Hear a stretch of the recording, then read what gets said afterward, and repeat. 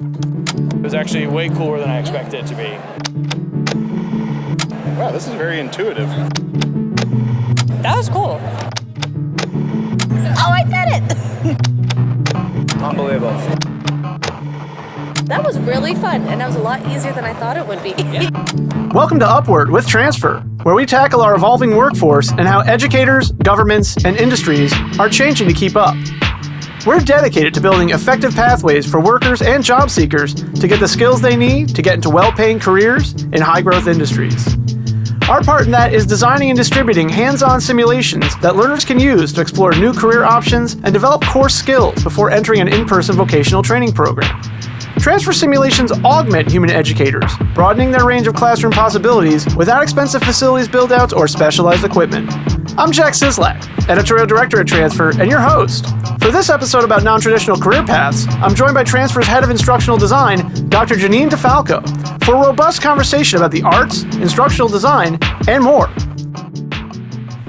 Here at Transfr, we're all about helping people from all kinds of backgrounds discover their own pathways from wherever they are into a well-paying job in a high-growth industry, and we know that the right candidates for these jobs will come from a variety of diverse and interesting backgrounds, and not all of them are going to follow the high school to college to career pathway.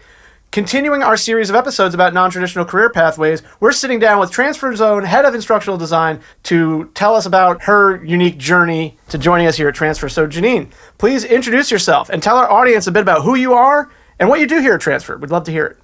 Hi, yes. So super glad to be here. I guess you would call me a learning scientist, or that's what I kind of call myself. Essentially, that's someone that studies how people learn and leveraging intelligent technologies in order to facilitate that learning.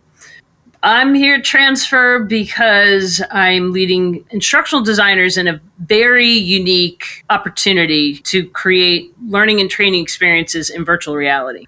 And it is a difficult domain space because not a lot of people are doing it. There's not a lot of programs to actually train instructional designers on how to do this work. Mm-hmm. In fact, I would argue that they're actually not really instructional designers. I consider them learning engineers because the complexity of the work that they're doing to create these designs and render them in VR requires a lot of interdisciplinary knowledge. So I'm here to forge the path ahead to a new way of training and learning. Awesome. A non-traditional pathway. Non-traditional, yeah. Let's start there. Please, if you would, define a non-traditional pathway for us, non-traditional career pathway in your own words.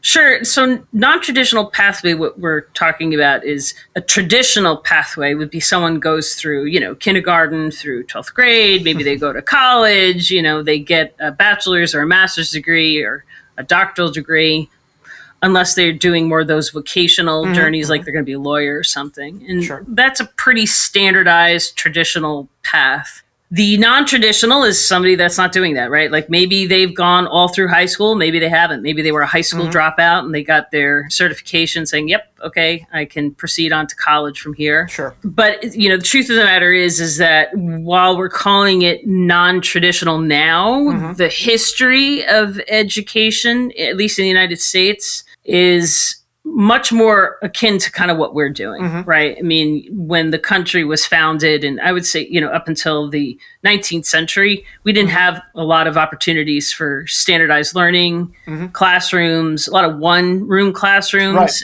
and certainly not for women, right? So Sure. The traditional path was for most people vocational work. It was learning as an apprentice, a skill or a trade, and it was only very, very few wealthy men that actually went down that traditional, now we consider a traditional Right. learning path. Yeah, absolutely. This is a classic trope of everything old is new again and rediscovering apprenticeships. Right, Do right. they really work? I know, Yeah. crazy. So let's pivot from the general to the specific. Let's talk Sure. about your specific pathway of getting to where you are in your life. So I like to consider myself an adventurer, right? I really hate not knowing things. I think that's kind of like the through line for my whole existence. And I had a pretty traditional trajectory, high school, college. I finished college in 3 years and then thought it was an interesting thing to do to pursue an arts path. So I was an an actor for a while, and then I decided I really had power issues, so I went into being a director, and I did my professional directing internship at the Actors Theater of Louisville. I was there for about a year, and then when I came back out east, I was directing in New York City, in kind of regional area, and I was working actually at the Juilliard School as an administrator. And every day I would get off the subway and I'd pass Fordham Law School. And so I came home one day to my roommates, and I was like, guys, I think I'm going to go to law school. They're like, you're out of your mind. You're going to just leave theater and go into law? I'm like, yes, that's exactly what I'm going to do. So I applied to St. John's and Fordham, got into both, started Fordham. Cool. And when I was there, I met my now former husband. And then I stopped, and I was a stay-home mom for about 10 years. I had 4 kids in 9 years. And then I was like, actually, not thinking I really want to do this. I think I want to leave this particular arrangement, and I wanted to go back and get my education. So when I went back to try and get a job after being home for 10 years, the only job I could get was working at the Gap. And when I filled out the application, like I cried the whole way home. I was like, how am I going to take care of 4 kids as a single mom? So at that point, I decided to go back to school. I went back and I got my master's at NYU. And I did that because I thought I'd be a theater educator. I thought I would go into the schools and I'd teach theater.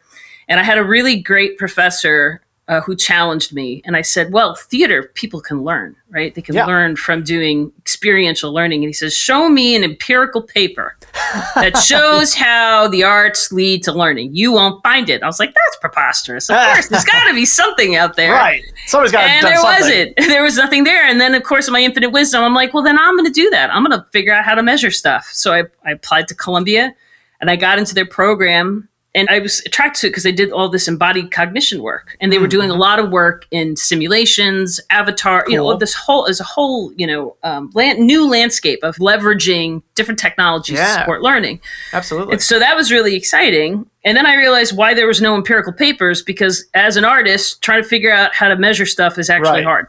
Right. Unless you're on crew, right? It was just so it was a challenge. So that was my circuitous path, but even in the work that I do now, everything always goes back to the arts. Sure. And I don't think that the arts actually get enough credit. And that's what's so appealing about the VR space. Yeah. Because we're really leveraging art to kind of support learning. Absolutely. Yeah. I had a director once who said it kind of helped you learn how to learn. Yeah. 100%. Yeah. 100%. Awesome. Why are these non-traditional pathways becoming more and more important in our changing world/economy? Sure. Well, I was very lucky, right, to be able to go back to school. Absolutely. I had a very supportive family. I knew the system. I knew how to work the system to kind of get back involved, right? Yeah. Indeed. It was a skill. And I had the guidance. My father was actually a professor of education for many years at Long Island University. Cool. And he was really my advisor when I was kind of trying to figure out, like, how do I not just work at the Gap for the rest of my life? Like, what path do I proceed in? And the truth of the matter is that not a lot of people have that kind of advisor. No. And you start your life down one path, and then all of a sudden life happens, and you're like, well, that didn't work out. And you do something else. And when you get off the path that you thought you were going on, you often don't have an advisor. You don't have a way of knowing, how do I get back on course? So non-traditional pathways are really important, because there is a lot of disruption, right? There's disruption in the workforce. There's disruption in employment, right? So there's employment and family disruption. There's pandemic disruption. Totally. But it's also, college is unbelievably expensive. And there's a ton of research that says people that don't actually go to college won't make as much money as their peers who do. Right. So how do you bridge that gap? How do you let the accessibility to higher education become the gateway for people to have a meaningful career and be able to have a sustainable income? And so to me, that's why these non-traditional pathways are important, because people have less control over their life. Absolutely. And sometimes the opportunities out of your circumstances are not evident or accessible. Yeah. If we keep holding everybody to this impossible standard of you must go to college to have any kind of future, we have just so many opportunities, as we talk about all the time here on Upward, at Transfr, in the offices and on Slack and whatnot. It's just that trades, alternative training programs, apprenticeships. Dovetailing with your specific experience in instructional design, what trends are you seeing in the instructional design world regarding embracing candidates with non-traditional backgrounds? So this is where the arts thing for me really comes into play, right? So when I look at instructional designers and kind of those traditional pathways, those programs that train instructional designers, it's very limited. It's been limited in the kind of a two-dimensional space, right? So you got your Blackboard, you have your Moodle, it's all like on a computer. Yeah. Two-dimensional interface. It's very linear in a lot of ways. Right. Complete this, fill the thing. Complete this, do that, right? VR, all bets are off, right? Like you don't even know where the learner's going to land in the space, what they're going to pick up first. It's a three-dimensional way of kind of designing. So what I see in terms of trends are really people who are coming from a strong arts background getting involved in this space. That's because so cool. That training and background of thinking three-dimensionally, thinking about that kind of the experience of what it is from more than just a two-dimensional perspective is really, really key in this environment. Because if you've been involved in theater as a director, you know that there are sight lines, right? Right. can't go here because you're in the way. The audience can't see you there. It's the same thing in VR, except now it's like a theater in the round. So you got to kind of direct for that theater in the round experience. And to me, that's exciting to be able to give artists another pathway to having a sustainable career path, because we're not really very generous with arts funding. Yeah, arts funding just isn't what it was. Yeah, so that's what I see. The short answer is it's much more interdisciplinary, and it's absolutely leveraging more arts, I think, than maybe we've kind of seen in the past. Awesome. Well, again, this is why we're talking to you. This is why we're doing this series of episodes here on the pod. Hopefully there's somebody listening to this right now and they're like, really? It's like, oh yeah. We're looking behind the curtain. I've worked here for over a year, and I know somewhat about how the Sims get built, but if somebody's just tuning in right now you know a lot more than maybe a lot of people on their first day here, for all we know. But it's awesome. And let's keep drilling down, getting more specific. How does Transfr embrace these trends regarding non-traditional pathways by bringing on team members with different backgrounds? So right now, actually, we're looking to fill a couple spaces in our ID team, and I think we posted the job maybe about a week ago, and we have like almost 350 applications. Wow! So gosh! So I'm going through and I'm trying to eyeball, right? Okay. Yeah. One of the things that I am looking for is, do they have an arts background, right? In addition to kind of the technical skills, right? Do you have experience in VR, those kinds of things? But Sure. I am kind of curious, like, what is your arts background? Yeah. So more recently, we hired another copy editor, and for that job, I want to say we had over 1,000 applications. Yeah. We had so many people apply for that. But this one candidate, the person that we ended up hiring, stood out to me because they had not only robust career in copy editing, but they had an MFA in playwriting. And I'm like, cool. That's what I need. I need that because I need someone when they do the copy edit, which is two-dimensional, right? Because we're still scripting it on paper. I need for them to be able to understand, can you hear different voices, right? So because we've got the coaches, at some point we'll go to multiplayer. You got different characters in the space. So can they hear it? Can they anticipate what's in that space? So I really wanted somebody that had that ability to craft and edit dialogue, like the voiceover, and understand how that interacts with the artifacts in a space. Totally. Yeah. You want them to literally have an ear for this. Absolutely. Yeah, it's not just enough because I've worked with copywriters and writers and editors of all different backgrounds. And you can really tell the ones who, do people talk like this around here? Yeah. Well, and that's it. And being able to kind of, when you edit, it's like to edit what is the voice of the character. So right now we've got Simon and Florence. Well, Florence is our healthcare person. Right. She's not going to speak like Simon. So your copy editor really needs to understand how to distinguish between character voices, how they interact with the person in the room. So that MFA, I think, will serve us well to have that in our pocket. Yeah, absolutely. Cool.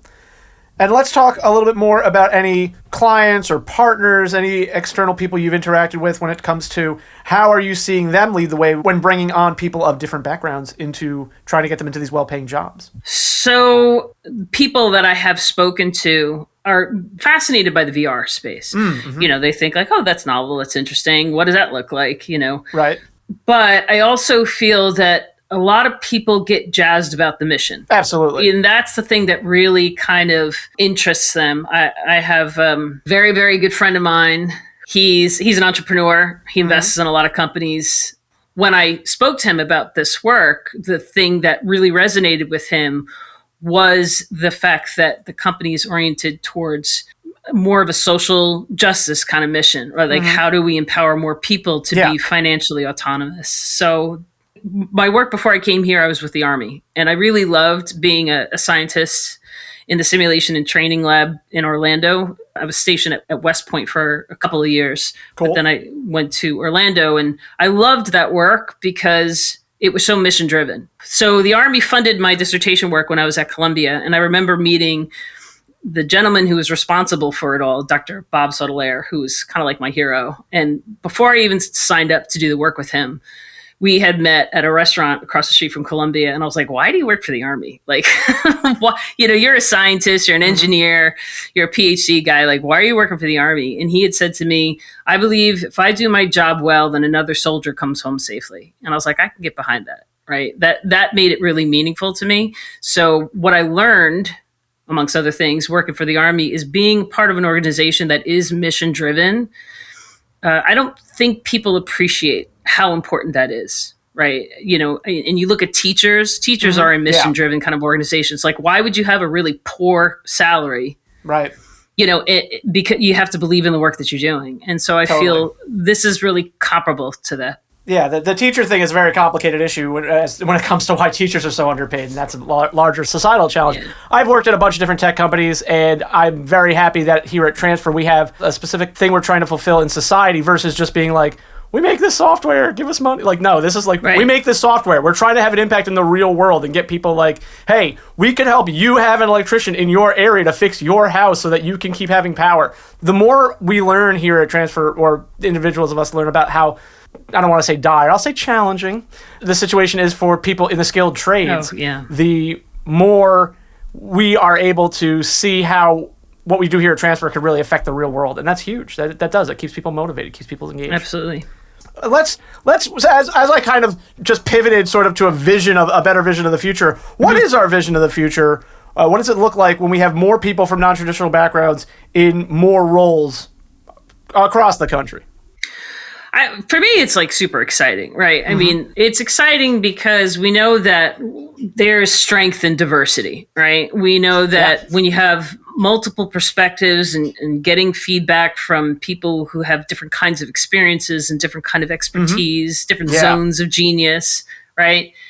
When you have that opportunity to have, again, a plurality of feedback, perspectives, genius into the mix, you can kind of accelerate progress. The thing that is particularly exciting is forever and a day, any educator, particularly those who are in higher education, will tell you that one of the greatest limitations of academia is that it's a gatekeeping institution. Yeah. I was really good at working the system. Okay. I understood how to get A's. I understood, like, I don't agree with the darn thing you're saying, but whatever, I'll put it on the paper, I'll get that A, right? Like, I was A driven as a student. Hey. But then there are other people, and I would say people who are particularly high genius, who say, no, I just don't agree with you, and I refuse to capitulate to the man. Will not dance to your tune. I will not dance to your tune.